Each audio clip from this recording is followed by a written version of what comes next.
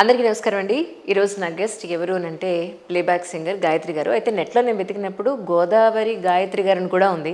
మరి వారి జర్నీ గురించి వారిని అడిగి తెలుస్తున్నాం. నమస్కారం అండి గాయత్రి గారు. నమస్తే. ఎన్నాళ్ళైంది మిమ్మల్ని కలిసి? చాలా రీసెంట్గా మాత్రం వరప్రసాద్ రెడ్డి గారి ఒక అకేషన్లో మనం కలిసాం. సో హ్యాపీ ఉందండి. నిజంగా అంతకు ముందు మనం కలిసి కరెక్ట్గా 6 years అయింది. అయ్యుంటుంది డెఫినెట్లీ. అవును, మీరు తమిళియన్ ఉంది ఏంటి నెట్లో, నిజమేనా? అవునండి, తమిళియన్స్. సరే, ఒక్కసారి మీ నేటివ్ ప్లేస్ గురించి, ఫ్యామిలీ గురించి మాకు ఒకసారి. ఎగ్జాక్ట్లీ అండి. అంటే నేను పుట్టింది చెన్నై. నేను ఇక్కడ స్టడీస్ అంతా కంటిన్యూ చేసింది మొత్తం హైదరాబాద్లోనే. ఓకే. నేను బీకామ్ వరకు చదువుకున్నాను, డీసీసీపీ చేశాను. మ్యారేజ్ కూడా మా తమిళియన్సే, కానీ ఇక్కడే ప్రాపర్గా ఉన్న వాళ్ళకి చేసుకున్నాం అనమాట. 2 పిల్లలు. మా హస్బెండ్ వచ్చేసి ఆర్సీఏలో వర్క్ చేస్తారు, ప్రసన్న ఆయన పేరు. ఓకే. నరసింహ ప్రసన్న. 2 పిల్లలు, శ్రీనిధి, హర్షవర్ధన్. పాప బాబు. ఆర్ట్ అనేది మీ ఫ్యామిలీలోనే ఉంది, గట్టిగా మాట్లాడితే మీ బ్లడ్లో ఉందని చెప్పాలి.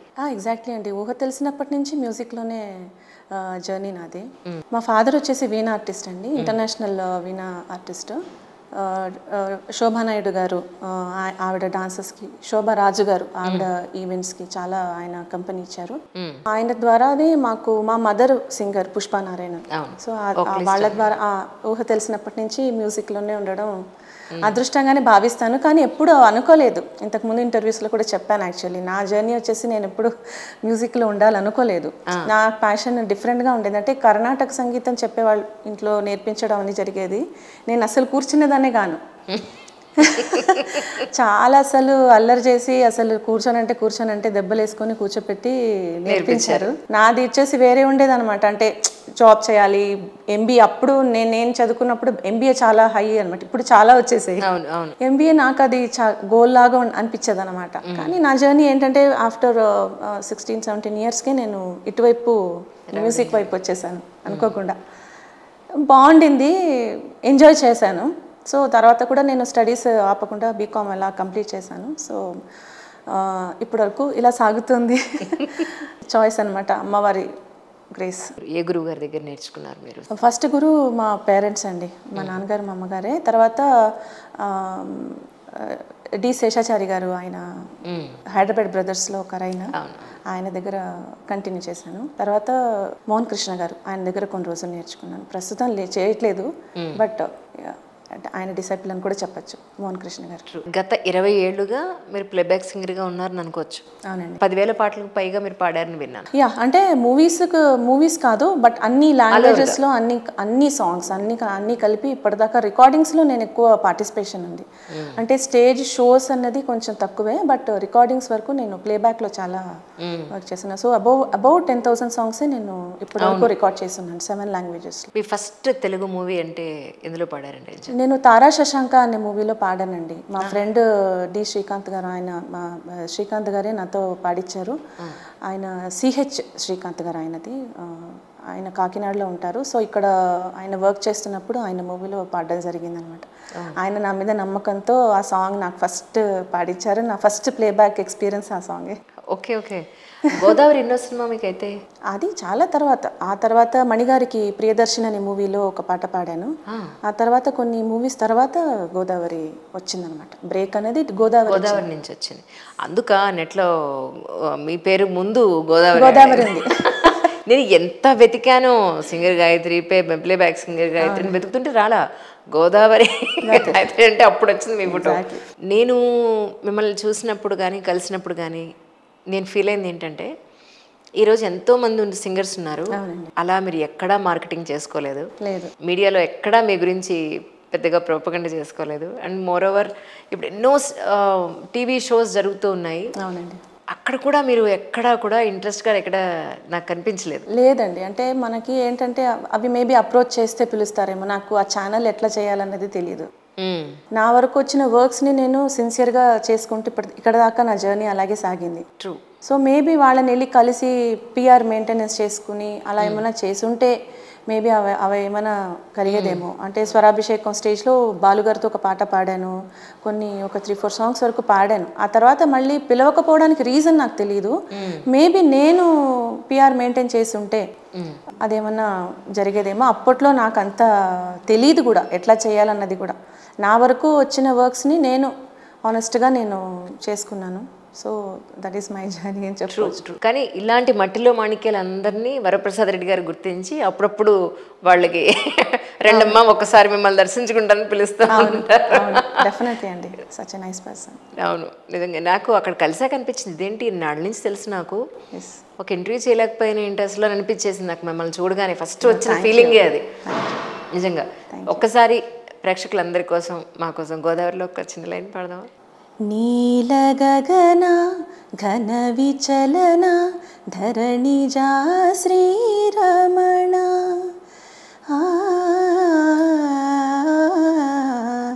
మధురవదన నళిన నయన మనవి వినరా రామా రామ చక్కని సీతకి అరచేత గోరింట ఇంత చక్కని చుక్కకి ఇంకెవరు మొగుడంట రామ చక్కని సీతకి.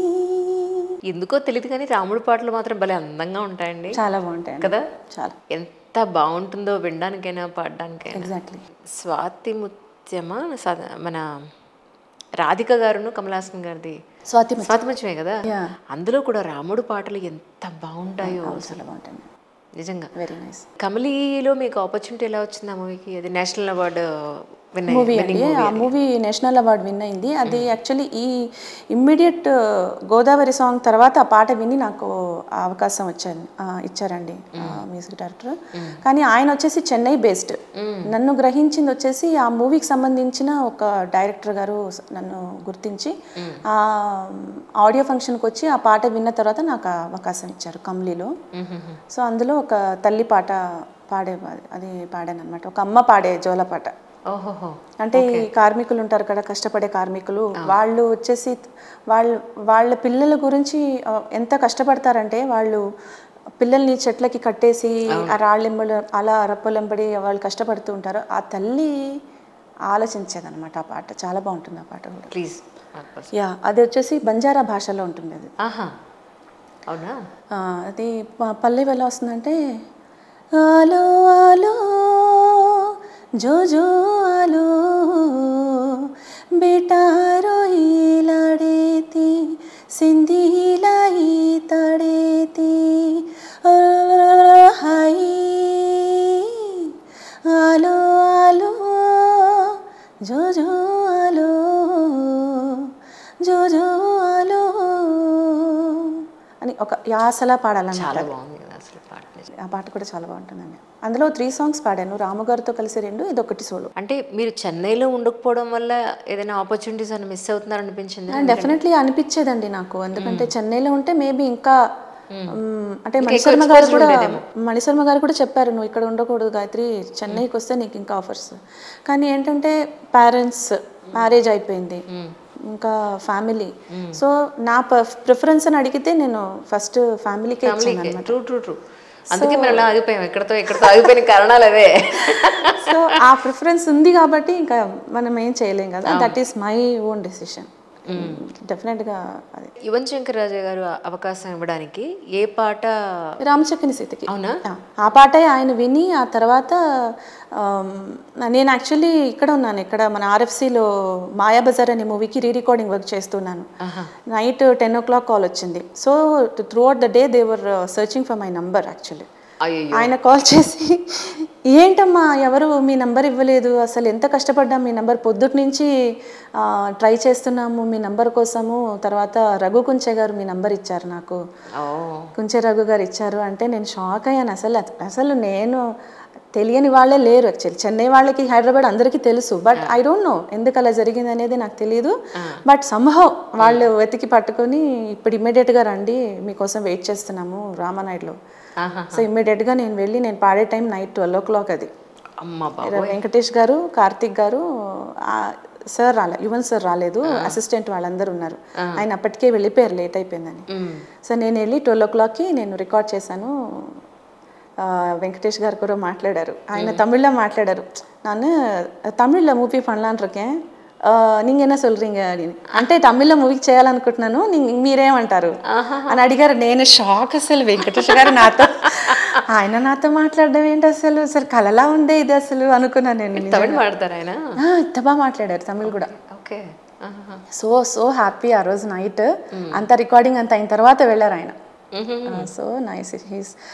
కార్తిక్ కూడా చాలా ఆయనే టేక్ తీసుకున్నారు. కార్తిక్ గారే టేక్ తీసుకున్నారు. ఓకే. సో ఆయన దగ్గరుండి ఓకేనా గాయత్రి ఓకేనా గాయత్రి ఓకేనా అని చెప్పేసి అన్ని టేక్స్ అన్ని తీసుకున్నారు. ఏ పాట మేము తెలుసుకోవచ్చా? ఒకసారి ప్లీజ్. నా మనసుకి ప్రాణం పోసి నీ మనసుని కానుక చేసి నిలిచావే ప్రేమను పంచి హో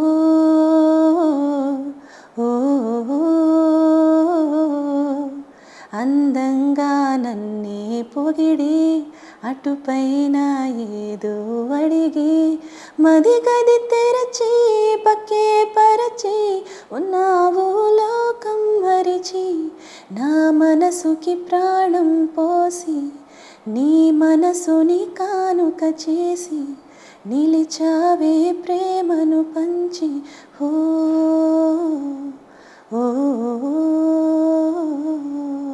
ఒకనకప్పుడు జానకి గారు చంటి పిల్ల వాయిస్ దగ్గర నుంచి 70-80 ఏళ్ల పెద్దావిడ వాయిస్ దగ్గర నుంచి ఏ ఎక్స్ప్రెషన్ ఇచ్చినా ఏ రసం ఆవిడ వాయిస్లో పలికించినా కదలకుండా ఎలాంటి ఎక్స్ప్రెషన్ లేకుండా పాడేవారట. అలాగా మళ్ళీ నేను మిమ్మల్ని చూసిన ఆ ఫేస్ లో ఎక్స్ప్రెషన్స్ భయంకరంగా మారిపోతుంటాయి. బట్ మీ దగ్గర చూసాను మళ్ళీ జానకమ్మ గారి తర్వాత చాలా మంది చెప్పారు అలాగా. అదే మా ఫాదర్ డిసిప్లిన్ చెప్పచ్చు. మా ఫాదర్ చిన్నప్పుడు ఇలా చెయ్యి ఇలా ఎత్తితే చేతి మీద కొడతా, చెయ్యి అలా ఎత్తకు, ఇలా తిప్పి పాడకూడదు, సిన్సియర్గా కూర్చొని తాళం వేసుకొని చక్కగా పాడాలి అని మా ఫాదర్ డిసిప్లిన్ అది. ఇప్పుడు అలా పాడితే అందరూ తిడుతున్నారు, ఎందుకు కదలకుండా పాడుతున్నావు, కదలాలి కదా. ఇప్పుడు ట్రెండ్ మారింది, బట్ మనం ట్రై చేసినా మనకి చిన్నప్పటి నుంచి మనకి అలవాటు అయిపోయింది. పెద్దవాళ్ళు డిసిప్లిన్ ఇచ్చేసారు. పాట కాన్సన్ట్రేషన్ ఫుల్ సాంగ్ మీద ఉంటుంది. సో నేను కదిలినా కూడా నాకు ఇది వేవ్ లెంత్ అది దెబ్బతింటుందని నేను అసలు సాంగ్ మీదే కాన్సన్ట్రేషన్ అనమాట. నిజానికి గురువులు ఇంతకు ముందు ఏ రసం పండించినా కూడా ఎక్స్ప్రెషన్ నీ ఫేస్ లో ఉండాల్సిన అవసరం లేదు, నీ గొంతులో పలికితే చాలు అనేది. ఇప్పుడు ఏమైపోయిందంటే అది యాక్టింగ్ కూడా యాడ్ అయిపోయింది. సో అలా పడ్డానని కూడా చెప్పచ్చు నేను ఒక రకంగా. మేబీ ఇది లేకపోవడం వల్ల, యాక్షన్స్ లేకపోవడం వల్ల, I don't know what is real ఏంటని.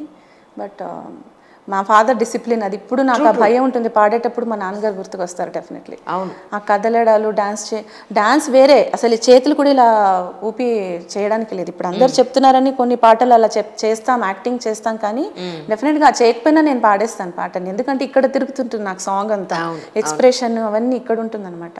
రికార్డింగ్లో కూడా అంతే, కథలను అందరు అంటారు ఇలా కదలకుండా అసలు నాకు తెలియదు నా అపియరెన్స్ ఎలా ఉంటుందని కూడా. రీసెంట్గా ఇళయరాజా గారి కాన్సర్ట్కి వెళ్ళినప్పుడు మీరు వచ్చారా?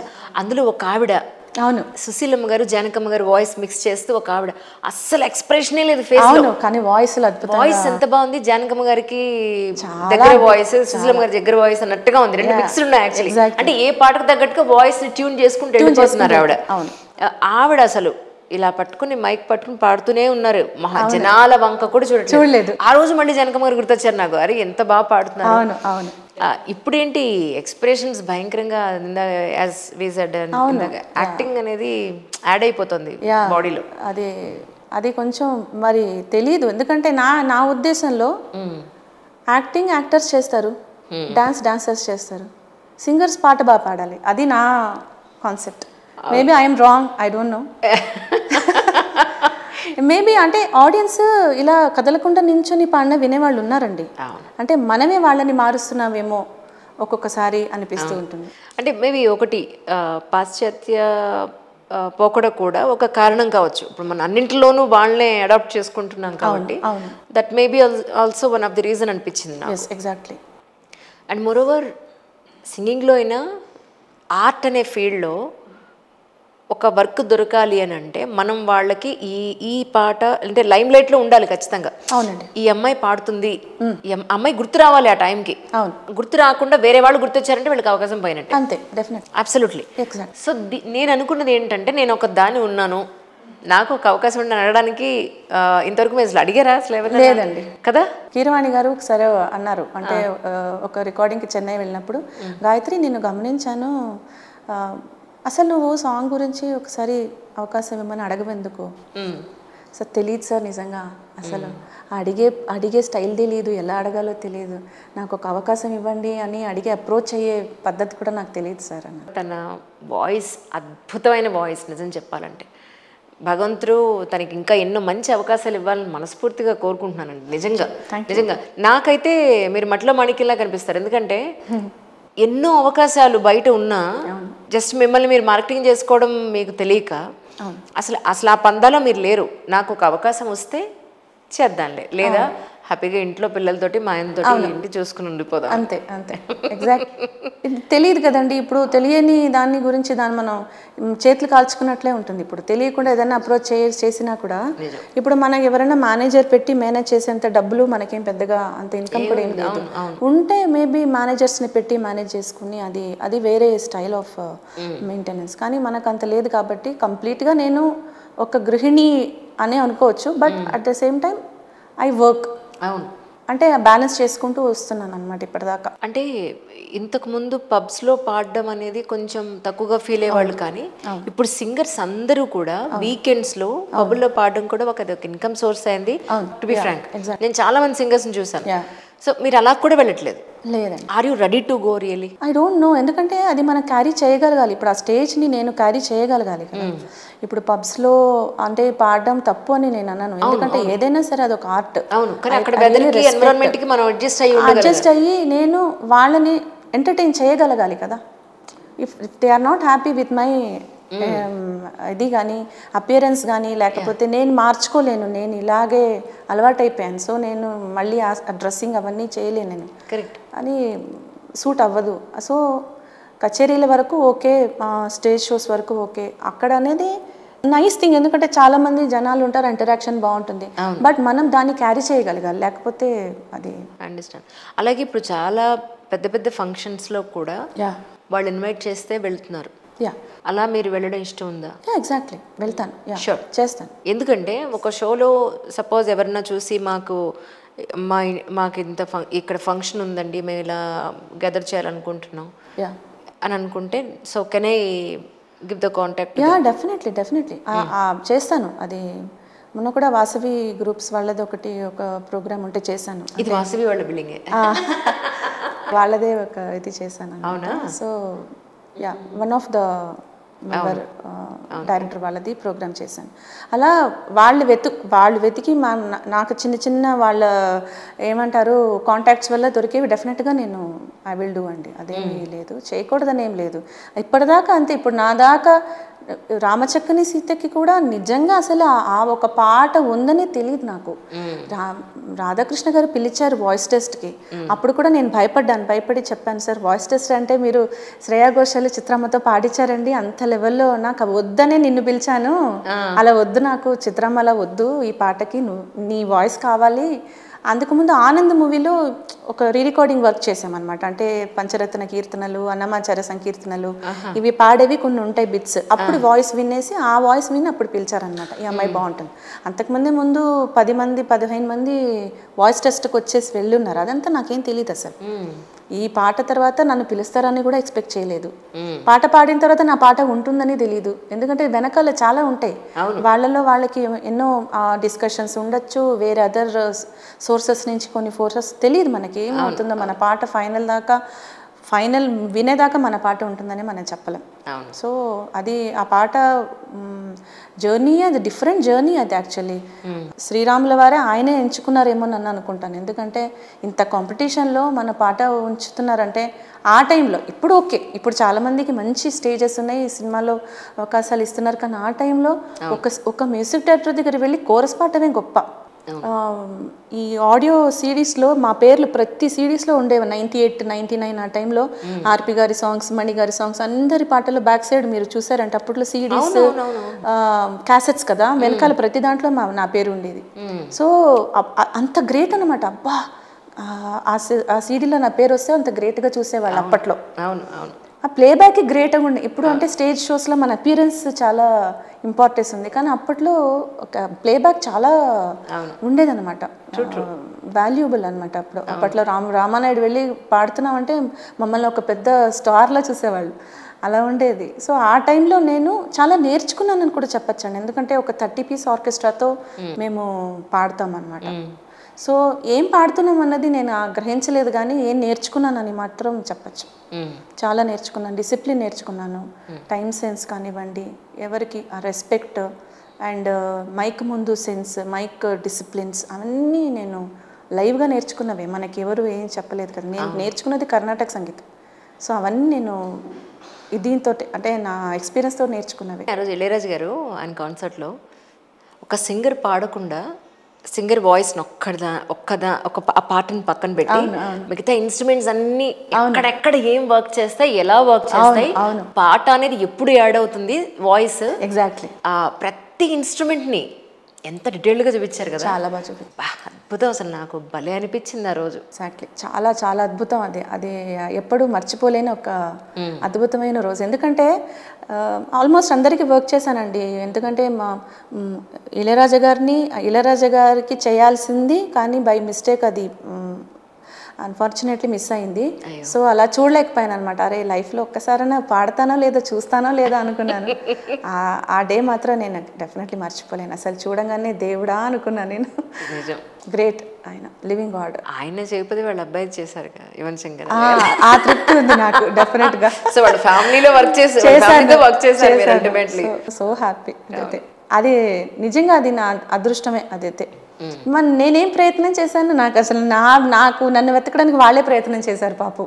రోజంతా వెతికి రాత్రి 12 గంటలకు పాడిచ్చారు. నిజంగా అది నా అదృష్టమే కదా. అంతే నిజం, అది కదా రాసి పెట్టి ఉండడం అంటే అని అనుకోవాలి. అంతే, ఇప్పటిదాకా నాకు ఏదైతే రాసి పెట్టిందో అదేనండి. నేను ఏది ప్రయత్నం చేసినా చేయకపోయినా భగవంతుడు, అమ్మవారు నన్ను, ఆవిడ చాయిస్ అనమాట. నేను మ్యూజిక్లో రావడం అన్నది నేను గట్టిగా నమ్ముతాను. సరస్వతి అమ్మవారు. నేను ఇలాగే కంటిన్యూ అవుతాను, మరీ ఫేమస్ అవ్వను, అందుకని ఇది అయిపోను అనమాట, ఫేడ్ అయిపోను. I will be definitely.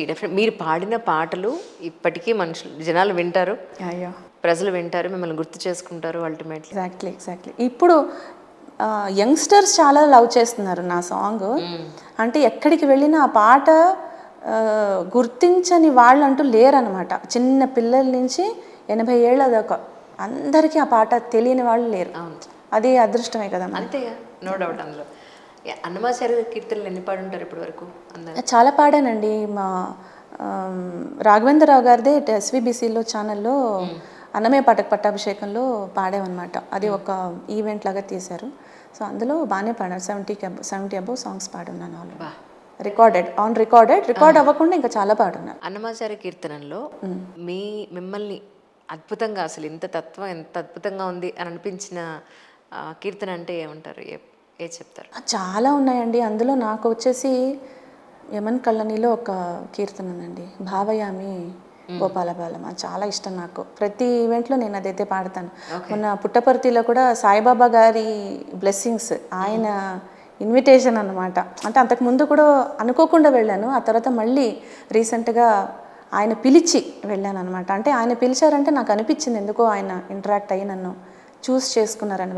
శ్రీరామనవమికి పుట్టపర్తిలో ప్రోగ్రామ్ చేశాను. నా ప్రతి ఈవెంట్లో కూడా నేను ఆ పాట అయితే డెఫినెట్గా నేను యాడ్ చేసుకుంటాను.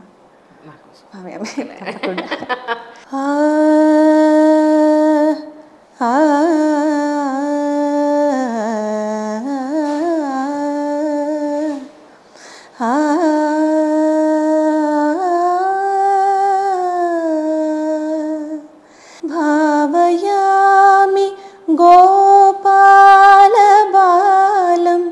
మనసేవితం తత్పదం చింతయేయం సదా. భావయామి గోపాలబాలం మనసేవితం తత్పదం చింతయేయం సదా. భావయామి గోపాలబాలం మనసేవితం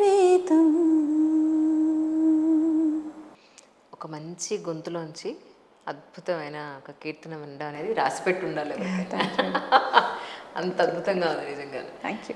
నిజానికి సంగీతం నేర్చుకునేటప్పుడు ఈ కీర్తనలు నేర్చుకున్నప్పుడు దాని అర్థం కూడా చెప్తారా, లేకపోతే పాడినప్పుడే మీకు అర్థం అవుతుందా? అంటే కొంచెం ఊహ తెలిసినప్పుడు, అప్పుడు చిన్నప్పుడంతా ఏం అర్థమయ్యేది కాదండి. శోభరాజ్ మ్యామ్ పాడింది ఎలా పాడారో అలాగే రివర్ట్ చేసి క్యాసెట్లు విని విని విని నేర్చుకుని అలా పాడేవాళ్ళు. అప్పట్లో నాకు ఆ మీనింగ్ అవన్నీ పెద్దగా తెలుసుకోవాలి అన్న ఆలోచన కూడా పెద్దగా రాలేదు, ఎందుకంటే తమిళియన్స్ కాబట్టి తెలుగు ఉచ్చారణ అవన్నీ కూడా నేను స్లోగానే నేర్చుకున్నాను. చాలా ఇంట్రెస్ట్ ఉండేది, తెలుగు మీద చాలా ఇంట్రెస్ట్ ఉండేది, తెలుగులోనే ఎక్కువ మార్క్స్ తెచ్చుకునేదాన్ని ఆ ఇంట్రెస్ట్ వల్ల. సో దానివల్ల నేను ఏంటంటే ఆ ప్రొనౌన్సియేషన్ జాగ్రత్త పడతాను, కానీ ఎక్కువ మీనింగ్ అర్థమయ్యేది కాదు. తర్వాత కొంచెం మేము అన్నమయ్య పట్టాభిషేకం పాడినప్పుడైతే ఆల్మోస్ట్ 5 years జర్నీ అది. ప్రతి పాటకి మీనింగ్ తెలియకుండానైతే ఏది పాడలా, అన్నీ మంచి మీనింగ్ తెలుసుకొని ఆ జర్నీ ఏంటి, ఆ పాట ఏంటి, అర్థం ఏంటని తెలుసుకొని పాడడం జరిగింది. అలాగే శృంగేరి పీఠం వారికి కూడా మీరు పాట పాడారని చెప్పాను. శేషాచారి గారు హైదరాబాద్ బ్రదర్స్ వాళ్ళతో కలిసి పాడాం. ఆయన కంపోజిషన్లో వాళ్ళకి పాడడం జరిగింది. తర్వాత దేవస్థానానికి కూడా మీరు పాడారని చెప్పాను. అవును, ఆ శ్రీశైల దేవస్థానం వాళ్ళకి 2 albums చేశాము. అందులో వచ్చేసి బాలుగారు 2 songs పాడారు. సో అది అన్ఫార్చునేట్లీ ఏంటంటే ఎవరైతే ఆ ఆల్బమ్ చేశారో ఆయన ప్రస్తుతం మన మధ్య లేరు అన్ఫార్చునేట్లీ. సో అది అలా ఆగుందనమాట ఆ ప్రాజెక్టు. కానీ చాలా బాగా వచ్చాయి పాటలన్నీ. బాలుగారు కూడా అన్నమయ్య పట్టాభిషేకంలో ఒక సందర్భంలో చెప్పారు, ఇప్పుడు తరం వాళ్ళు గాయత్రికి కూడా నేను పాడాను అంటే ఇప్పటి తరం వాళ్ళు కూడా నా పాట వినడానికి రెడీగా ఉన్నారు, చాలా థ్యాంక్స్ అన్నట్టుగా ఆయన సంబోధించడం జరిగింది. ఆ రోజు కూడా నేను మర్చిపోలేను. బాలుగారు అది పాడడం ఏంటి, నాకు పాడడానికి ఒప్పుకోవడం ఏంటి, నేను కంపోజ్ చేసిన సాంగ్ ఆయన పాడడం ఏంటి, నిజంగా అది అదృష్టం. ఇప్పటివరకు ఎంతమంది మ్యూజిక్ డైరెక్టర్స్తో కలిసి వర్క్ చేశారు అంటే ఏం చెప్తారు? చాలామంది అండి. కీరవాణి గారు, మణి గారు, ఎస్ఏ రాజ్ కుమార్ గారు, తర్వాత కళ్యాణ్ మాలిక్ గారు. ఏ పాట పాడారు? అది ఒక మాస్ పాట అండి. అది ఎవరంటే మన ఈవిడ ముమైత్ ఖాన్ ఆవిడకి పాడాను అనమాట. యాక్చువల్లీ నేను ఆల్మోస్ట్ బతుకమ్మలో పాడా, అది ట్రాకే పాడాను. యాక్చువల్లీ అది ఈవిడ పాడాల్సింది, ఎవరు మన స్వర్ణలత.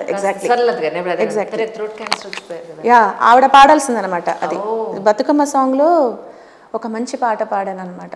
బతుకమ్మలో 2 songs పాడాను. అందులో ఒక పాట, సినుకమ్మ వాన సినుకమ్మ నేల చిన్న బోయి సోడు బతుకమ్మ మేఘాల దాగుండి పోకమ్మ ఆగ మేఘాల మీదను రావమ్మ మేఘాల దాగుండి పోకమ్మ ఆగ మేఘాల మీదను రావమ్మ కంటి మీద కునుకు లేదమ్మా పల్లె కన్నీరు పెడుతుంది చూడమ్మా కరుణించి ఒకసారి రావమ్మ మా కష్టాలెన్నో తీరునోయమ్మా ఎండిపోయే రైతు గుండెను ముద్దాడి కుండ పోతవ కురిసిపోవమ్మా సినుకమ్మ వాన సినుకమ్మ నేల చిన్న బోయ సోడు బతుకమ్మ మేఘాల దాగుండి పోకమ్మ ఆగ మేఘాల మీదను రావమ్మ మేఘాల దాగుండి పోకమ్మ ఆగ మేఘాల మీదను రావమ్మ.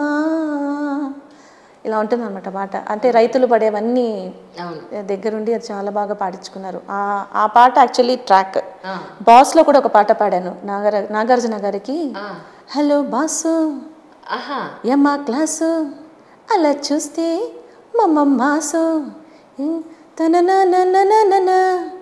ఎదురిస్తే మరి మరి నిషా ముద్దుల పోరి నిన్ను మెచ్చింది రో కోరి నా మజా మజా పెదాలు నేరేసే ఓ పోరి హలో బాసు అలా మత్తుగా పాడాలి. అలా అటైర్ చూసి ఈ ట్రెడిషనల్ గా ఇలా చూసి అంటే ఇప్పుడు ఏమైపోయిందంటే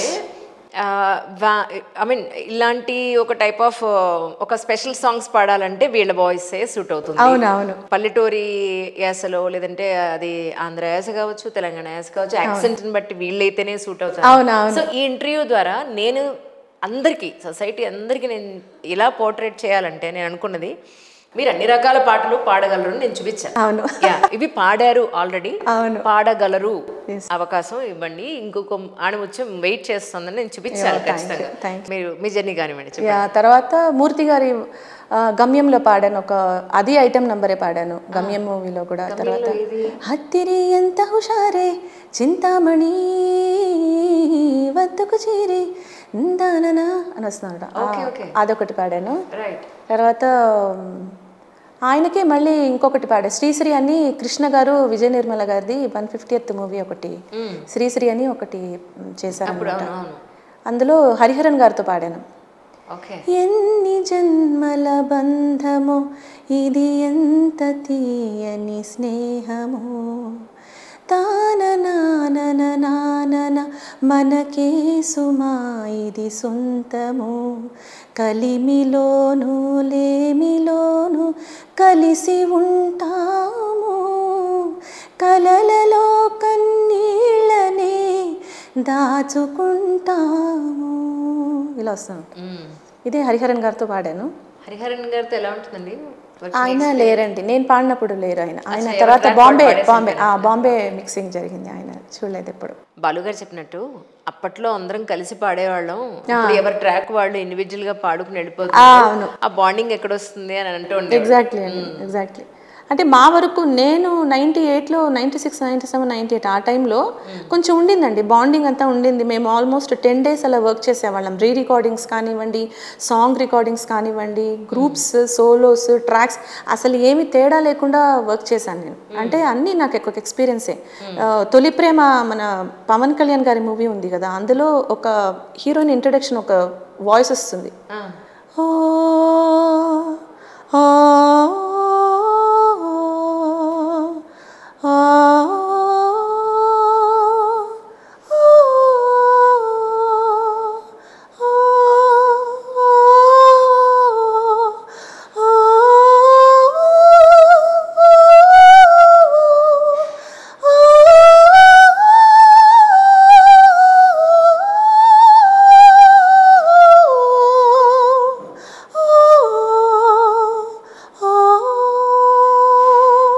అని వస్తుంది అనమాట.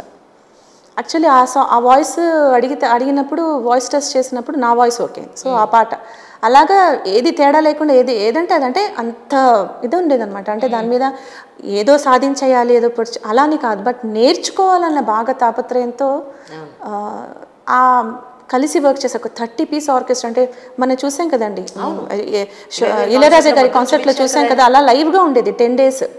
వాళ్ళు వాయించిన అంతమంది వైలిన్స్ నాకు తెలుసు, నన్ను చూస్తే గుర్తుపడతారు వాళ్ళందరూ. ఈవెన్ ట్రంపెట్స్లో కానివ్వండి, చెల్లోస్, అందరూ డెఫినెట్గా నన్ను గుర్తుపడతారు. అందరితో కలిసి కొన్ని ఇయర్స్ జర్నీ చేశాం రికార్డింగ్స్లో. ఇంట్లో ఉండేదానికంటే రికార్డింగ్స్లోనే ఎక్కువ ఉండేదాన్ని నేను. సో ఒకటేంటంటే ఎక్కువ ప్లే బ్యాక్లో ఉన్నాను కాబట్టి ఎక్కువ మందికి నేను కనిపించలేదు. బట్ ఏంటంటే ఫీల్డ్లో ఆల్మోస్ట్ అందరికీ తెలుసు. నేను చెన్నై వాళ్ళకి, ఇక్కడ ఉన్న వాళ్ళందరికీ తెలుసు. ఒక ప్లేబ్యాక్ సింగర్ అవ్వాలి అని అంటే ఇన్స్ట్రుమెంట్స్ అసలు ఎలా ఒక రికార్డ్ చేస్తారు, అసలు ఒక సింగర్గా ఒక ప్రొఫెషనల్ సింగర్ అవ్వాలి అని అనుకుంటే తెలుసుకోవాల్సినవి, ఉండాల్సినవి క్వాలిఫికేషన్స్ అంటే ఏం చెప్తారు? నేను వచ్చిన టైంలో అయితే డెఫినెట్గా డిసిప్లిన్, స్వరజ్ఞానము అండ్ గ్రాస్పింగ్, ఫాస్ట్ గ్రాస్పింగ్ అవన్నీ చెప్పచ్చు. కానీ ఇప్పుడు ఏంటంటే దానికి మించి ఇంకా అదర్ కూడా చాలా అవసరం ఉండాలి అని నేను అనుకుంటున్నాను. అవన్నీ ఉంటేనే ఒక ప్లేబ్యాక్గా కానివ్వండి, లేకపోతే ఒక పెర్ఫార్మర్గా కానివ్వండి నిలదొక్కుకోగలమని నా ఉద్దేశం ప్రస్తుతానికి.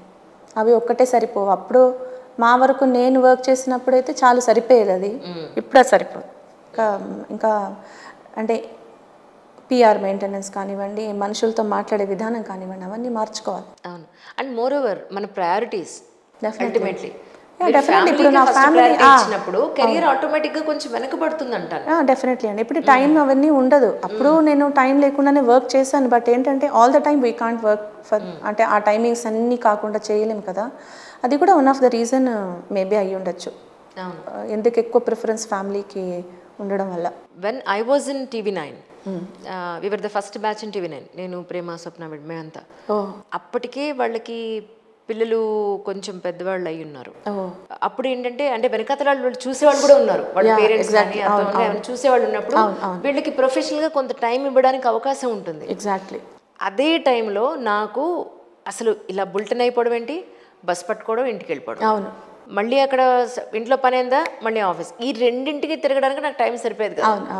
ఈ లోపల మళ్ళీ నాకు చంటి పిల్లలు చూసేవాళ్ళు ఎవరు లేక రోజుకు ఒకళ్ళు ఇంట్లో పెట్టేదాన్ని వాళ్ళు. అయ్యో, అంత ఇబ్బంది పడిపోయా. సో వాళ్ళందరూ అనేవాళ్ళు, నువ్వు ఇలా బుల్టెన్ చేసి అలా వెళ్ళిపోతే రిపోర్టింగ్ ఎప్పుడు నేర్చుకుంటావు, పీటూసీ ఎప్పుడు చేస్తావు, అసలు ఏం జరుగుతోంది పీటూసీలో, ఏం జరుగుతోంది పీసీఓ ఆఫీస్లో ఏం జరుగుతుంది అంతా ఎప్పుడు తెలుసుకుంటావు నువ్వు, ఇలా ఉంటే నువ్వు బైక్ రావడం చాలా కష్టం, అంటే ఫస్ట్ ఇంటిని చూసుకోవాలి కదా బాబు. అవును కదా, తర్వాత కదా అంతే కదా, డెఫినెట్ గా ప్రొఫెషనల్ గా బాగా పైకి వచ్చిన తర్వాత పర్సనల్ లైఫ్ అంతా దెబ్బతినిపోతే ఏముంటుంది ఇంకా అల్టిమేట్లీ. సో రెండింటిని బ్యాలెన్స్ చేసుకోవాలంటే బ్యాలెన్స్ ఏం లేదు, ఒకటి ఆటోమేటిక్ గానే తగ్గుతుంది, మన కాన్సన్ట్రేట్ దేని మీద ఉందో అది ఆటోమేటిక్ గానే ఒక స్టెప్ పైకి ఉంటుంది, అంతే, నో డౌట్. డెఫినెట్లీ. సో అలా ఆగిపోయిన వాళ్ళం మనం. ఎగ్జాక్ట్లీ. ఎందుకంటే ఇప్పుడు బిఫోర్ మ్యారేజ్ నేను నైట్ అంతా పాడేదాన్ని, ఫుల్ నైట్ నేను డివోషనల్ సాంగ్స్ పాడేదాన్ని, మార్నింగ్ టు నైట్ నేను మూవీస్కి రీ రికార్డింగ్స్, సోలో హమ్మింగ్స్ ఇవన్నీ వర్క్ చేసేదాన్ని. అంటే నైట్ అంతా పడుకునేదాన్ని కూడా కాదు. ఆఫ్టర్ మ్యారేజ్ అలా అవ్వదు కదా. అంటే మా ఇన్లాస్ చాలా సపోర్ట్ చేశారు, మా హస్బెండ్ సపోర్ట్ చేశారు, మా పాప కూడా పాపం అది చిన్నది అటు ఇటు ఆడుకునేదో సరిపెట్టుకుంది కాబట్టి నేను ఈ మాత్రం ఏదో కొన్ని సినిమాల్లో పాడగలిగాను, ఈ మాత్రం చేయగలిగాను. వాళ్ళ సపోర్ట్ లేకపోతే ఒక లేడీగా చేయలేం మనం. ఈ ప్రాబ్లం ఓన్లీ లేడీస్కే ఉంటుంది, జెంట్స్కి ఉండదు. డెఫినెట్లీ కదా. ఇప్పుడు పెళ్ళైనా ఆఫీస్కి హ్యాపీగా వెళ్ళొస్తారు, పిల్లలు పుట్టినా వెళ్ళొస్తారు, వాళ్ళ బాడీలో వాళ్ళు తిని వాళ్ళు ఏదైనా చెడు అలవాట్లు ఉంటే హెల్త్ డిస్టర్బ్ అవడం తప్ప న్యాచురల్ గా డిస్టర్బ్ అయ్యేది ఏమి అలా కాదు. పెళ్ళయింది, పిల్లలు వచ్చారు అంటే మన ఫిజిక్ మారిపోతుంది, మన హెల్త్ మారిపోతుంది. ఎగ్జాక్ట్లీ. ఒక ప్రొఫెషన్ అసలు చెప్పాల్సిన పని లేదు, మామూలుగా డిస్టర్బ్ అవుతుంది, అదే ఏళ్ల తరబడి డిస్టర్బ్ అయిపోతుంది. ఎగ్జాక్ట్లీ. సో మళ్ళీ మనం అడుగు పెట్టాలంటే మళ్ళీ కంబ్యాక్, మళ్ళీ మొదటి నుంచే మొదలు పెట్టాలి. అవును, అప్పుడు చేశానండి నేను అంటే కుదరదు. ఇప్పుడు ఏంటి నువ్వు అనేది మనం ప్రూవ్ చేసుకోవాలి. ఎగ్జాక్ట్లీ అండి. సేమ్ థింగ్, చాలా దారుణం same thing life. Same thing అండి, same thing it happened with me also. Exactly. Comeback అంటే అలా ఫేడ్ అవుట్ అవ్వడం రావడం, ఫేడ్ అవుట్ అవ్వడం రావడం అలాగే జరుగుతుంది. మీరు అన్నట్టుగా కొన్ని హెల్త్ ఇష్యూస్ అవన్నీ కూడా మనం we have to manage it. అంటే దాన్ని ఎన్నోసార్లు నాకు హెల్త్ ఇష్యూస్ ఉన్నా కూడా ఈవెన్ విత్ ఫీవర్ కూడా నేను పాడిన సందర్భాలు ఉన్నాయి, షోస్ చేసిన సందర్భాలు ఉన్నాయి, లేడీస్ స్పెషల్ ఇష్యూస్ ఉంటాయి, దానితో పాటు మనం చేసిన వర్క్స్ కూడా ఉన్నాయి. సో దానికి మించి చేస్తేనే మనం ఏదైనా సాధించగలం అన్నట్టు పరిస్థితులు అయిపోయినాయి ఏదైనా కానీ. ఒకటే ఒక కాన్సెప్ట్ ఏంటంటే నా దాకా వచ్చింది నా చేతులారా నేను చెడగొట్టుకోకూడదని ఇప్పటిదాకా కష్టపడి చేసినవన్నీ అంతే. డెఫినెట్లీ. అండ్ నా ఎథిక్స్కి ఈక్వల్గా నేను అనుకున్న ఒక ఎథిక్స్ ఉంటుంది కదా, దానికి ఎక్కడ అడ్జస్ట్మెంట్ కాంప్రమైజ్ అవ్వకుండా అది అట్లా అనమాట. So that is the thing, we have to accept అది. మీరు సంగీతం ఏమైనా నేర్పిస్తున్నారా ప్రస్తుతానికి? మధ్యలో స్టార్ట్ చేశానండి, కానీ తర్వాత మళ్ళీ ఏమైందంటే మనం చెప్పలేం కదా, మనం సడన్గా బిజీ అయిపోతూ ఉంటాం. ఆ టైంలో వాళ్ళని నేను నెగ్లెక్ట్ చేయడం నాకు ఎందుకో, సరే మనము ఒక పనిని పర్ఫెక్ట్గా చేయాలి, చేయలేకపోతే చేయకూడదని ప్రస్తుతం ఆపాను. ఆలోచన అయితే ఉంది, డెఫినెట్గా మళ్ళీ ఒక ఇన్స్టిట్యూట్ అలా పెట్టి మళ్ళీ ఆన్లైన్ క్లాసెస్ తీయాలని అయితే ఉంది, ప్రాపర్గా కంబ్యాక్ చేద్దామని. ఆర్ట్స్ ఇప్పుడు ఎందుకు ఇంత ఎక్స్పెన్సివ్ అయిపోయింది అని అంటే ఏం చెప్తారు మీరు? ఏదండి ఇప్పుడు సంగీతం కానీ అది నాకు అర్థం కాలేదండి. ఇప్పుడు నాకు 2-3 వెబ్సైట్స్ నుంచి నాకు వచ్చిందండి, అవకాశాలు వచ్చాయి. ఇలా మ్యూజిక్ టీచర్గా మీరు మాకు వర్క్ చేయాలి అంటే ఇలా చేయాలి అలా చేయాలి. ఇప్పుడు నేను అనుకోవడం ఏంటంటే corporate office is different, music is different. నాకు నీకు ఇలా ఇస్తాను, అది నువ్వు 1 వీక్ లోపు మీట్ అవ్వాలి, ఇంతమంది స్టూడెంట్స్ని నువ్వు కలెక్ట్ చేయగలగాలి, నువ్వు ఇంతమందితో ఇంటరాక్ట్ అవ్వగల అంటే అలా నాకు టార్గెట్ పెడితే నేను చేయలేను. నేను అన్నా లేదండి నేను చేయలేను, నేను ఆ పని చేయలేనండి నేను. అది వేరు, అది కాన్సెప్టే డిఫరెంట్. అది ఆఫీసెస్లో పనిచేసిన కానీ ఆర్టిస్ట్ డిఫరెంట్ కదా, అది అలా చేయలేనండి అని చెప్పేసి నేను రిజెక్ట్ చేసేసాను ఆఫర్. సో అలా తెలియదండి ఎందుకు అని అంటే కూడా మనము ఇప్పుడు అదొక ట్రెండ్ కదా, ఇప్పుడు అలా చేస్తేనే సింగర్, అలా చేస్తేనే ఒక ఆర్టిస్ట్గా ఒక ముద్ర వేస్తారు కదా, లేకపోతే లేదు. ఇప్పుడు ప్రస్తుతం ట్రెండ్ అలా మారిపోయింది. వన్ ఆఫ్ ద రీజన్ చెప్పొచ్చు అది. ఇంతకు ముందంతా నేను బస్సు ఆటోలోనే తిరిగేదాన్ని, కానీ ఇప్పుడు నేను అలా తిరిగితే నన్ను ఎవరు తిరిగిన చూడరు, నేను కారే మెయింటైన్ చేయాలి. అలా పరిస్థితులు అలా మారిపోయినాయి ఇప్పుడు. అది ఒక మినిమం ఒక సింగర్ మెయింటెనెన్స్లా అయిపోయింది. అసలు ఎలా ఉందండి బయట సొసైటీ ఎలా ఉంది? అది మన అటైర్, మనం పట్టుకున్న ఫోను, మనం ఏం బట్టలు వేసుకున్నాం, అన్నీ చూసి ఎవ్రీథింగ్ మ్యాటర్స్ నౌ. డెఫినెట్లీ అంత మెయింటైన్ చేయగలగాలి. అంత ఇది చేయలేకపోతే రాలేదని బాధపడకూడదు. No regrets, I have no regrets, I'm content. అంటే నాకు ఏదైతే ఇప్పటిదాకా భగవంతుడు ఏదైతే ఇచ్చాడో, ఇప్పుడు నాకు వర్క్స్ వస్తున్నాయి, నా వరకు నేను చేయగలిగినవి, నా డిసిప్లిన్కి తగ్గట్టుగా ఏదైతే చేయగలను చేస్తూ ఉన్నాను.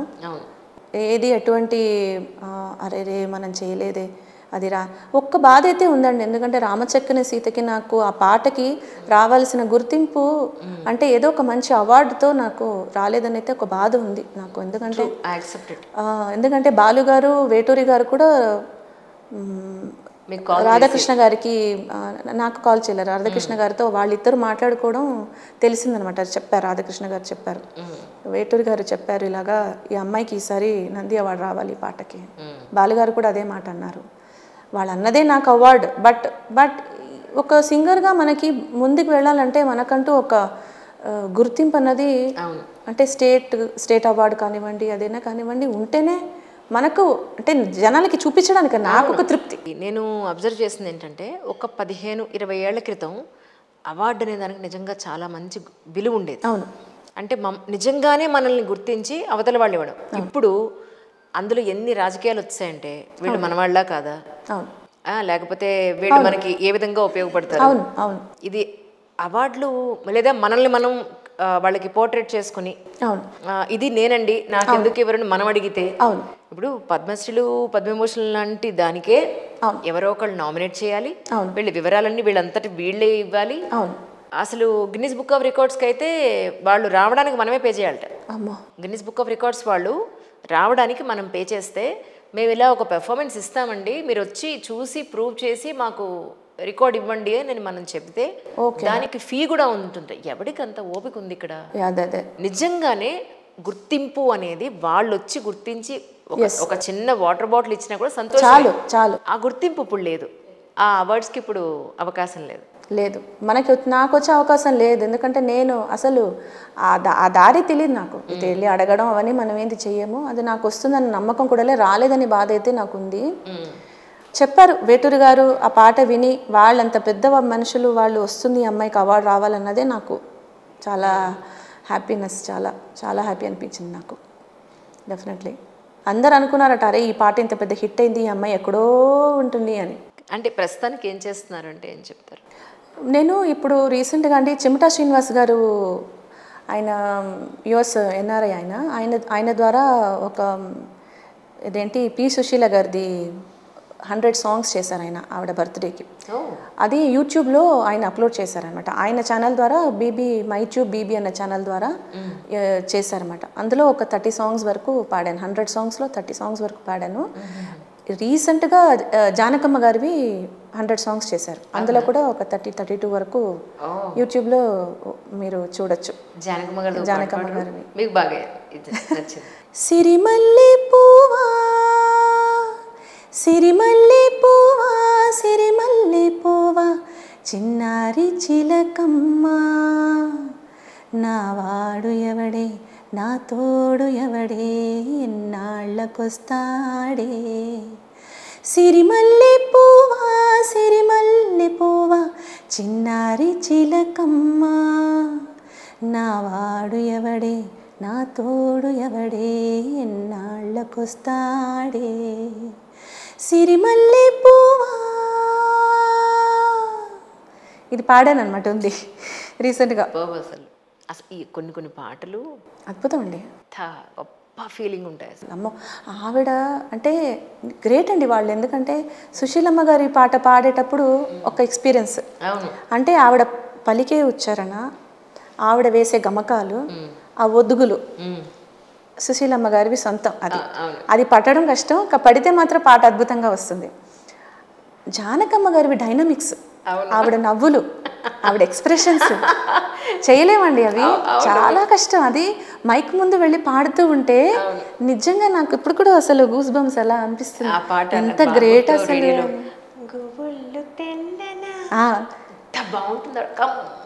చాలా అద్భుతంగా అసలు ఆవిడ తప్ప నోవే. చాలా అసలు. ఈ దుర్యోధన దుశ్శాసన పాట పాడాను, అది లాస్ట్ ఎపిసోడ్లో వచ్చింది, నేను షేర్ చేస్తాను మీకు తప్పకుండా. ఈ దుర్యోధన దుశ్శాసన పాట విజయశాంతి గారి ఏం ఎక్స్ప్రెషన్ అండి అసలు. అది నేను జానకమ్మ గారు పాడారు పాట. అది తీసుకురావడానికి ప్రాణం పెట్టి ఆల్మోస్ట్ సింగిల్ టేక్లో నేను ట్రై చేశాను. ఎందుకంటే మనం ఇప్పుడు మామూలుగా ఏంటంటే బిట్టుగా మనం పాడుకోవచ్చు పాటలు, పల్లవి చరణాలు అక్కడ ఇక్కడ, అలా కాదు. ఆ పాటని క్యారీ చేయాలి, ఆ చరణం మొత్తం క్యారీ చేస్తేనే ఆ ఎండ్ దాకా వచ్చినప్పుడు ఎక్స్ప్రెషన్స్ అన్నీ వస్తాయి. ఆవిడ ఎందుకోసం పాడుతుంది ఆ పాట అని. అలాగే ఇది కూడా వేరే సాంగ్స్ అవన్నీ కూడా, కానీ ఈ పాట వచ్చేసరికి చాలా అద్భుతంగా అసలు ఆవిడ నిజంగా ఎంత డైనమిక్స్ కానివ్వండి, ఏడుపులో పాట అవును ఎంత బ్యూటిఫుల్ గా ఉన్నాయంటే, నవ్వు కూడా అందులో కూడా పాటలు ఇన్కల్కేట్ చేస్తారు. అవును డెఫినెట్ గా ట్రై చేయగలం అంతే తప్ప మనము ఎప్పుడు ఏది మనం రీక్రియేట్ చేయడం అనేది జరగదు. ఈ పాట పాడారా జనకమ్మ గారి దాంట్లో?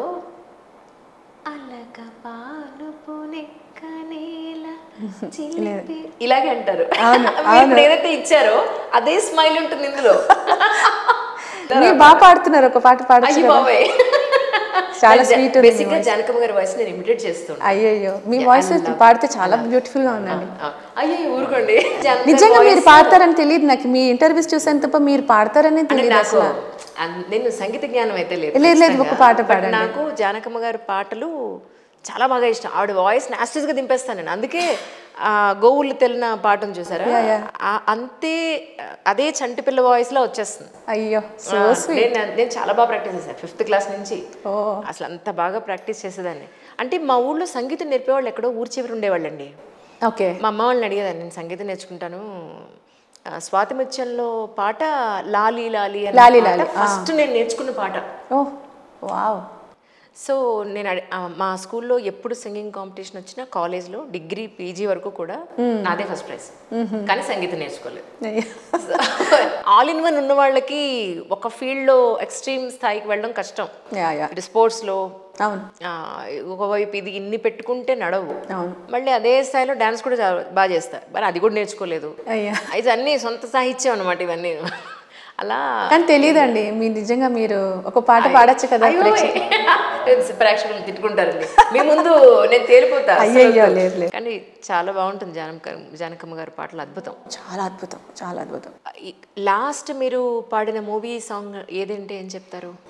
అది తుపాకీ రాముడు అని బిత్తి సత్య ఆయన ఉన్నారు కదా, ఆయన ఒక మూవీలో యాక్ట్ చేశారు, తుపాకీ రాముడు అని. అందులో అలాగే వాణిజ్యరామ్ గారి లైఫ్ అచీవ్మెంట్ అవార్డు మీకు ఇచ్చారు. అవునండి, ఎంత గొప్ప విషయం నిజంగా. చాలా అండి, చాలా అసలు గొప్ప విషయం. అంటే నిజంగా నా టాలెంట్ తెలిసి గ్రహించి వాళ్ళు ఇవ్వడం అన్నది నాకు చాలా సంతోషం. అసలు నాకు చాలా ఇష్టమైన వ్యక్తి అండి ఆవిడ. ఆవిడ కూడా చాలా దగ్గరలో, ఆలోచన విధానంలో కూడా నాకు చాలా దగ్గరలో అనిపిస్తారు ఆవిడ. కలిసాను కూడా ఒకసారి 2 సార్లు ఆవిడతో కలిసి కూడా వర్క్ చేశాను. సో హ్యాపీ నాకు అది రావటం అన్నది. ఆవిడ వాయిస్ని ఇమిటేట్ చేయడం కొంచెం కష్టం, చాలా కష్టం. ఆవిడ పాటని మనం స్వాతి కిరణంలో పాటలు, వాణిజ్యరామ్ గారి పాటలు ఎంత అద్భుతంగా ఉంటాయి, చాలా బాగుంటాయి. డెఫినెట్లీ అండి. మనము అంత 100% న్యాయం చేయగలిగామంటే యాజ్ ఎ సింగర్గా ఒక తృప్తి అది. వాణిజ్యరామ్ గారిది ఒక సాంగ్ పాడతారా? వాణిజ్యరామ్ గారిది అన్నీ బాగుంటాయండి, ఏది గుర్తుంటే అది.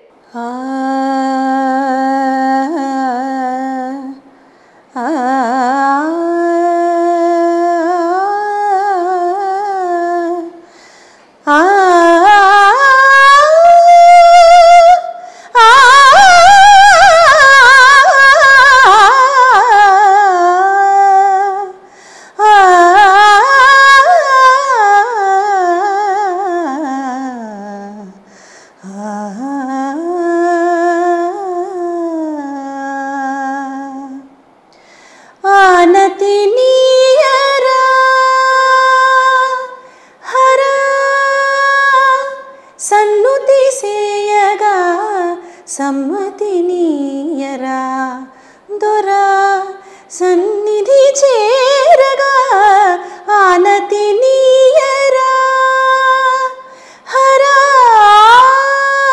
సన్నుతి సేయగా సమ్మతినీయరా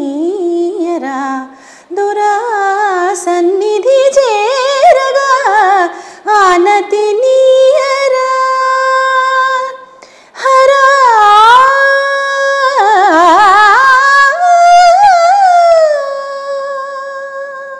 బా ఇదే పాట మనసులో అనుకుంటున్నాను. దీని తర్వాత నీ ఆనదే అబ్బా అసలు అది చాలా బాగుంటుంది. ఇలా ఉంటుంది పాట, చాలా బాగుంటుంది.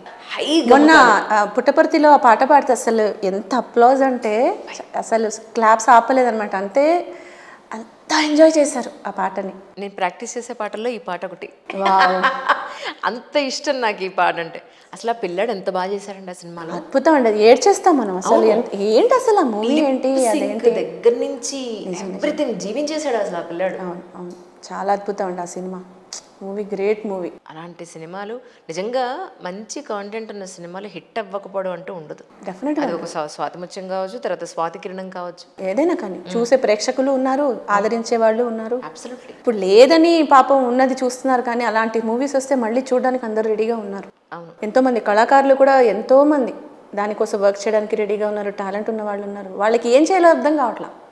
ఇప్పుడున్న పరిస్థితిలో ఎటు వెళ్ళిపోతుంది తెలియదు, కానీ టాలెంటెడ్ చాలా మంది అలాగే ఉన్నారు, అర్థం కాకుండా ఉన్నారు. ఏం చేయాలో అర్థం కాక. నిజం. అలాగే స్వరమంజరి టైటిల్ కూడా వచ్చింది మీకు. అవునండి, అవును. వాళ్ళు కూడా ఏ ఇయర్ అది, ఎన్నాళ్ళైంది మీకు వచ్చాక? మొన్న రీసెంట్గానే వచ్చిందండి. అవునా? మేబీ ఒక ఏప్రిల్ ఆ మంత్లో వచ్చింది. ఇవి రెండు రీసెంట్గా. వాణిజ్యరామ్ అవార్డు వచ్చేసి లాస్ట్ ఇయర్ వచ్చింది, ఇది ఈ ఇయర్ ఇచ్చారనమాట. సో నాకు సో హ్యాపీ నేను, ఎందుకంటే అది చెప్తున్నాను కదండి, ఒక సింగర్కి ఒక అవార్డు అంటే నిజంగా మన టాలెంట్ని గుర్తించి వాళ్ళంతటా వాళ్ళు మనకి ఇవ్వడం అన్నది చాలా హ్యాపీనెస్. అది వర్డ్స్లో ఏది చెప్పలేము మనం. నిజంగా వాళ్ళు ఇంకా గుర్తించారు, నా టాలెంట్ని గుర్తించారంటే సో హ్యాపీ. కానీ ఇంత ఆల్మోస్ట్ ఒక 20 సంవత్సరాల జర్నీలో యాజ్ అ సింగర్గా, ఒక విమెన్గా, అమ్మగా, వైఫ్గా, కోడలిగా, కూతురుగా, ఆల్ ఓవర్ జర్నీలో మీరు సంతోషపడ్డ పాయింట్ అంటే ఎక్కడ, ఇక చాలు అని చాలా పెయిన్ఫుల్గా ఫీల్ అయింది ఎక్కడ అంటే చెప్తారా? నేను యాజ్ ఎ సింగర్గా నా జర్నీని చాలా చెరిష్ చేస్తానండి, చాలా హ్యాపీగా ఫీల్ అవుతాను. అంటే నేను పర్సనల్గా మనం ఫ్యామిలీలో మనము ఏది మనం అదొక జర్నీలా అనుకుంటాను నేను. మ్యారేజ్ ఒక హ్యాపీనెస్సే, పిల్లలు పుట్టడం ఒక హ్యాపీనెస్సే. ఏ అమ్మాయికైనా అది మాటల్లో మనం ఏది చెప్పలేం. ఎంత అలసిపోయి ఇంటికి వెళితే వాళ్ళు వచ్చి ఒక్కసారి అమ్మానికి వచ్చారా, దగ్గరకు వచ్చారంటే నేను అంతా మర్చిపోతాను. అసలు ఆ రోజు పడ్డ శ్రమంతా మర్చిపోతాను. నాకంటే ఎక్కువ వాళ్ళు చాలా సెలబ్రేట్ చేస్తారు నా సెలబ్రిటీ స్టేటస్ని. మా అబ్బాయి మొన్న క్రికెట్ టీంలో జాయిన్ అయితే అక్కడికి వెళ్ళి అందరికీ చెప్పాడు, మా అమ్మ గోదావరిలో సినిమా పాడిందంటే అంతమంది టీంలో అంతమందికి తెలుసు అంట అబ్బాయిలకి ఆ పాట. లేదు, వాళ్ళు వచ్చేసి సైన్ అడిగి మీ మదర్ని ఇదే అడుగు సిగ్నేచర్ తీసుకురా అంటే నాకు భలే ఆశ్చర్యం అనిపించింది. ఆటోగ్రాఫ్ అడిగితే నాకు భలే ఆశ్చర్యం అనిపించింది, చాలా హ్యాపీ అనిపించింది. నేను అలా చెప్పకరా, నాకు అంతగా పెద్దగా నచ్చదు అలాగా అంటే, అమ్మ చెప్పాలమ్మా, నీకు తెలీదు, నువ్వు ఊరుకో. వాళ్ళే కరెక్ట్. మా అమ్మాయి కూడా అంతే, మొత్తం వాళ్ళ కాలేజ్లో మొత్తం అందరికీ చెప్పేసినారు అనమాట, మా అమ్మ ఇట్లా అని.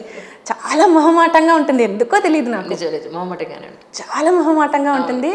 అంటే మనము లో ప్రొఫైల్, అంటే ఇంట్రోవర్ట్ అంటారా మరి ఏమంటారో తెలీదు, ఆ టైప్ అనమాట నేను. కొంచెం అది చెప్తే చాలా అస్సలు జనరల్ కామన్ మ్యాన్ లా ఉంటాం కాబట్టి అలాగే ఉండాలనుకుంటాను. వాళ్ళందరూ ఇప్పుడు నన్ను చూస్తే ఒక రకంగా చూస్తుంటే నాకు ఏదో రకంగా అనిపిస్తుంది.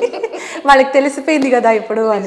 మంచిదే కదా, తెలిస్తే నలుగురికి తెలిస్తేనే మనది కానీ ఎందుకో నేను కంఫర్ట్ గా షై ఫీలింగ్ వస్తుంది. పిల్లలు ఎవరు నేర్చుకున్నారా సంగీతం అండి? ఇద్దరు పాడతారు, నేర్చుకోలేదు. వాళ్ళు కూర్చోమంటే వాళ్ళు ఇక పక్క నవ్వేస్తూ ఉంటారు అనమాట. నాతో కూర్చోటే భయభక్తులు ఉండవు వాళ్ళకి.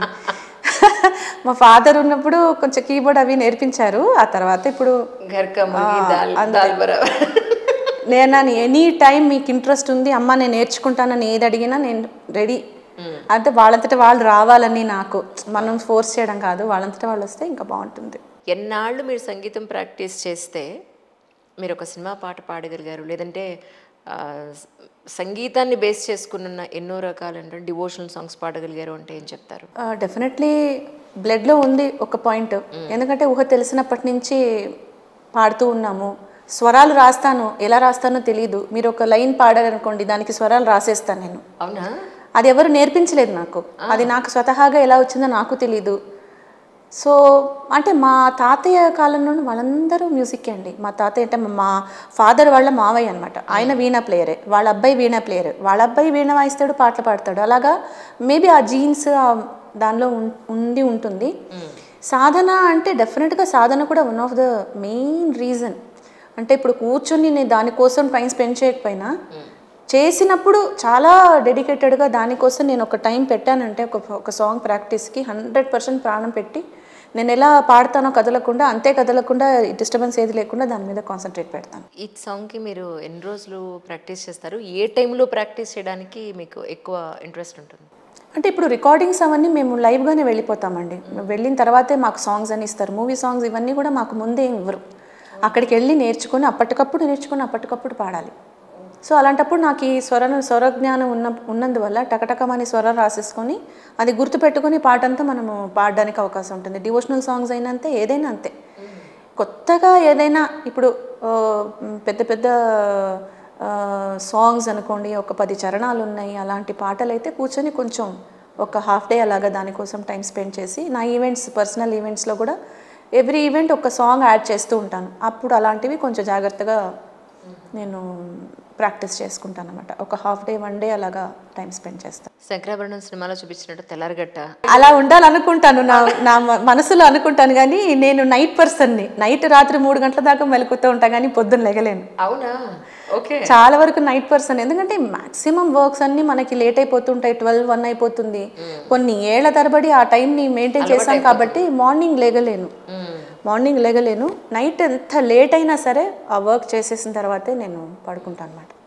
నైట్ వర్క్స్ చేస్తాను. నాకు మార్నింగ్ 4 దాకా కూడా నిద్ర రాదు.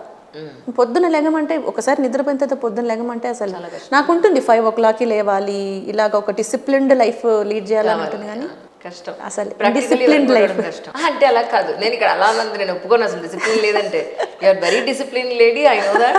కాకపోతే మనమే అందరికీ చేయాలి కాబట్టి మనం అలసిపోతాం. కాబట్టి మనకు ఎవరైనా చేసి పెట్టేవాళ్ళంటే ఆటోమేటిక్గా మనం చాలా డిసిప్లిన్ గా ఉంటాం. మనం చేసేటప్పటికే డిసిప్లిన్ కొంచెం డిస్టర్బ్ అవుతుంటుంది. కానీ పాట పాడేటప్పుడు స్టేజ్ మీద కానీ రికార్డింగ్ అప్పుడు కానీ గొంతు జీరపోవడం అనేది జరుగుతూ ఉంటుందా? ఎక్కువ పాడి అవుతుందండి. దానికి ఏంటి రెమెడీ ఏంటి? అందుకేనండి ఇప్పుడు నేను ఎక్కువ చూస్ చేసుకున్నది రికార్డింగ్సే. ఇప్పుడు నాకు రికార్డ్స్ ఉన్నాయి. అంటే నా పాటలు మీరు చూస్తే, సర్చ్ చేస్తే మేబీ నేను అంత సెలబ్రిటీ లెవెల్లో నా పాటలు ఎక్కువ ఉంటాయి.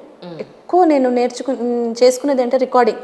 షోస్కి రెగ్యులర్గా వెళ్ళకపోవడం. ఎందుకంటే మైక్ వాయిస్ వేరే ఉంటుంది, షోస్లో మనం త్రో చేసే వాయిస్ డిఫరెంట్ ఉంటుంది. ఏది పడితే అది మనం వెళ్ళిపోయామనుకోండి, మన వాయిసెస్లో ఏంటంటే వోకల్ కార్డ్స్ అపశృతులకి అలవాటైపోతే మళ్ళీ స్టేజ్ మీదకి వెళ్ళి మనము ఎంత ప్రయత్నించినా కూడా శృతిలో పాడలేం. అలాగే రికార్డింగ్కి వచ్చినా శృతిలో ఆగు. సో నా మెయిన్ సోర్స్ నాకు రికార్డింగ్సే. షోస్ చేస్తాను, అది నా ప్యాషన్. షోస్లో పాడాలి, ఇలా పెద్ద వాళ్ళు ఇన్వాల్వ్ అయ్యే ఇందులో పాడాలి అని, ఈవెంట్స్లో పాడాలని ఉంటుంది. కానీ చాలా సెలెక్టివ్గా వెళతాను.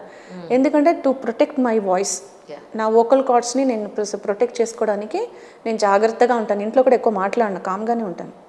నా ఏదైనా ఉంటే రికార్డింగ్కి వస్తే మళ్ళీ నేను ఇక్కడ స్ట్రెయిన్ అయ్యానంటే నేను రికార్డింగ్లో పాడలేను నాకు ఉంటుంది. కానీ ఎక్కువ మాట్లాడకుండా కామ్గా ఉంటాను. సో ఆ టైంలో ఆ రెస్ట్ వల్ల రికార్డింగ్స్లో ఇంకొంచెం బెటర్మెంట్. ఆల్మోస్ట్ సింగిల్ టేక్లో పాడాలని ప్రయత్నిస్తూ ఉంటాను. ఎందుకంటే 2-3 టేక్స్ తీసుకున్నానంటే నా సెల్ఫ్ కాన్ఫిడెన్స్ దెబ్బతింటుందని సింగిల్ టేక్లో చేయాలని ప్రయత్నిస్తుంటా. అది నాకు అది ఒక ప్యాషన్ అనమాట. 1 more అనకూడదు వాళ్ళు. అంటే నన్ను నేను చెక్కుకుంటూ ఉంటాను అనమాట రోజుకి, ప్రతిరోజు అలా షైన్ చేసుకోవాలి. అదైతే కరెక్ట్, అబ్సల్యూట్లీ. ఇప్పుడు ఏముందండి, ఇప్పుడు షోస్లో పాడుతున్నప్పుడు కొన్ని షోస్లో వీ హ్యావ్ టు సే ఏంటంటే +1 పెట్టుకొని యాక్టింగ్ చేస్తున్నారు. అది తెలుస్తుంది, అంటే జనాలు చూసే వాళ్ళకి తెలుసు. బట్ ఓకే, ఎందుకంటే వాళ్ళ అపియరెన్స్ని వాళ్ళు ఎంజాయ్ చేస్తున్నారు, వాళ్ళ పర్ఫార్మెన్స్ని ఎంజాయ్ చేస్తున్నారు, తప్పు కాదు. బట్ ఇప్పుడు వస్తున్న ట్రెండ్కి మేబీ అది బాగానే ఉంటుందేమో. నిజంగా ఒక షోలో మనము డైరెక్ట్గా మనం మైక్లోనే పాడాలి అనుకున్నప్పుడు మాత్రం చాలా జాగ్రత్తగానే పాడాలి, ఎందుకంటే జీరపోవడానికి అవకాశాలు ఉంటాయి, కాఫ్ రావచ్చు. మన పుట్టపర్తిలోనే నాకు ఆ ప్రాబ్లం అయింది, పాడుతుంటేనే కాఫ్ వచ్చింది. అలా జరగచ్చు, చెప్పలేం మనం, సడన్గా అలా అవుతుంది. కానీ వీ హ్యావ్ టు మెయింటైన్ అంతే, అది సప్రెస్ చేసుకొని. అవన్నీ కూడా ఒక లెసన్నే, అలా జరిగినప్పుడు మన వాయిస్ని ఎలా చేసుకుని జాగ్రత్తగా పాడాలి అన్నది. That's also that. కానీ ఇప్పుడు చాలామంది సింగర్స్ ఇన్స్టాగ్రామ్లో వాళ్ళకంటూ ఒక అకౌంట్ ఓపెన్ చేసుకుని, అవునండి, నేనున్నాను, నాకు ఇంత మంచి వాయిస్ ఉంది, నేను ఈ పాటలు పాడగలను అని వాళ్ళని మళ్ళీ పోర్ట్రేట్ చేసుకుంటున్నారు. అవునండి. సో మీరు అది కూడా చేయట్లేదేమో నా నమ్మకం. చేస్తున్నాను అంత. ఇన్స్టాలో ఉన్నాను. ఇన్స్టాలో ఉన్నాను. నేను ఆల్రెడీ రికార్డెడ్ వెర్షన్స్ పెడుతూ ఉంటాను. ఓన్గా మనం చేసి పెడదామంటే ఆ టైంకి, మనం రికార్డ్ చేసే టైంకి అన్నీ కామ్గా ఉండడం అవన్నీ జరగకపోవడం వల్ల నేను ఆల్రెడీ రికార్డెడ్ వెర్షన్స్ నేను అప్పుడప్పుడు నా వాయిసెస్ పోస్ట్ చేస్తూ ఉంటాను ఇన్స్టాలో. చాలా తక్కువ రావడం అయితే. ఫేస్బుక్లో ఉన్నాను. ఈ మధ్య ఒక 1 year నుంచి యాక్టివ్ అయ్యాను అనమాట. ఉన్నాయి, అకౌంట్స్ ఉన్నాయి, కానీ యాక్టివ్గా ఉండను నేను. ఎందుకో తెలియదు, యాక్టివ్గా ఉండబుద్ధి కాదు. సో అప్పుడప్పుడు మూడ్ వచ్చినప్పుడు పెడతాను అన్నమాట. అలాంటివి మాత్రం సిన్సియర్గా చేయాలి, అంతే. పై పైన హంగులు అరబాటాలు మనకొద్దు, అంతే సంగతి. మీరు అన్నది కరెక్ట్. కానీ నిజంగా మనస్ఫూర్తిగా కోరుకున్నా గాయత్రి గారు, మీకు ఇంకా ఎన్నో మంచి పాటలు రావాలి, వర్క్ రావాలి. మీరంటే వాయిస్ అలా కామ్గా ఉంటే చాలా బాధ అనిపిస్తుంది నాకైతే. ఎంత మంచి వాయిస్ అందరికీ ఉండదు నిజానికి చెప్పాలంటే. థ్యాంక్ యూ సో మచ్ అండి. Thank you. నిజంగా సిగ్నేచర్ స్టూడియో నుంచి మేమంతా కూడా బోల్డ్ అనే సినిమాలు మీకు ఇంకా రావాలని. ఎందుకంటే డివోషన్లో మీరు చాలా పాడారు అన్డౌటెడ్లీ. సో జనాలు గుర్తించే కదా మీ దగ్గరికి అంతా వచ్చింది. బట్ ఇప్పుడున్న కాలానికి చాలా హంగులు ఆర్భాటాలు కావాలి కాబట్టి, అవును, మీరు అవన్నీ పట్టించుకొని పరిస్థితిలో ఉన్నారు కాబట్టి నా విన్నపం ఏంటంటే మంచి వాయిస్ ఉన్నవాళ్ళు ఇలాంటి వాళ్ళకి ఎన్నో అవకాశాలు రావాలని మనస్ఫూర్తిగా కోరుకుంటున్నాను. థ్యాంక్ యూ అండి. థ్యాంక్ యూ సో మచ్ అండి. చాలా చాలా హ్యాపీగా ఉంది మీతో మాట్లాడడం. ఇంట్లో కూర్చొని మాట్లాడినట్టు టెన్షన్ లేకుండా చాలా కూల్గా హ్యాపీగా మీరు ఇంటర్వ్యూ చేసి నేను చూస్తుంటాను. మీవి కూడా రెగ్యులర్గా నేను టైం ఉన్నప్పుడు వాచ్ చేస్తాను. మీరు ఇంటరాక్షన్ అవన్నీ నేను చాలా లైక్ చేస్తాను. మీరు పాడుతున్నారు, బాగా పాడుతున్నారు. ఈసారి పాడాలి, తప్పదు. తప్పకుండా నా వాయిస్ పంపిస్తాను మీకు. షూర్ తప్పకుండా పంపించండి. థ్యాంక్ యూ సో మచ్ ఇక్కడ పిలిచి మీరు ఇంటర్వ్యూ చేసినందుకు. Thank you.